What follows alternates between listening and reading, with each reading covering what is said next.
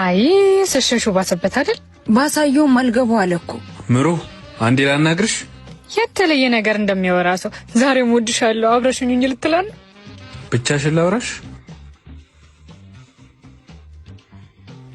አፍቃሪው ተቸገርክ እኮ እንደሆነ መስማት አይቀር። እሺ ምንድነው? ስሜትሽ ግራ ገባኝ።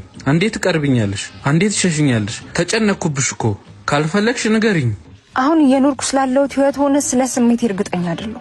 ታዲያ ለምን ልብሽን አሰሚው? ሚነግረኝ ነገር ሲኖር እኮ ነው የምሰማው። ፍላጎትሽ የምታውቂ አይመስለኝም። ሰው ባለሽ መንገድ አትጂ። ፍቅር እሱ አይደለም። አፍቃሪው አንተ ፍቅር ምንድነው? ፍቅር ይታገሳል፣ ፍቅር ይቅር ይላል፣ ፍቅር ተስፋ ያደርጋል። ለዛን የጠበቅኩሽ። እኔም እኮ ወድሃለሁ፣ ግን አሁን ያለሁበት ህይወት ፍቅር እንድጀምር አያረገኝም። የእናትሽ ጉዳይ ነው? አዎ ካለኝ ጊዜ ላይ እናቴን ማስታመም እንጂ አንተን ማፍቀራል። ቆይ ለምን ጸበል አትወስጃት? የት?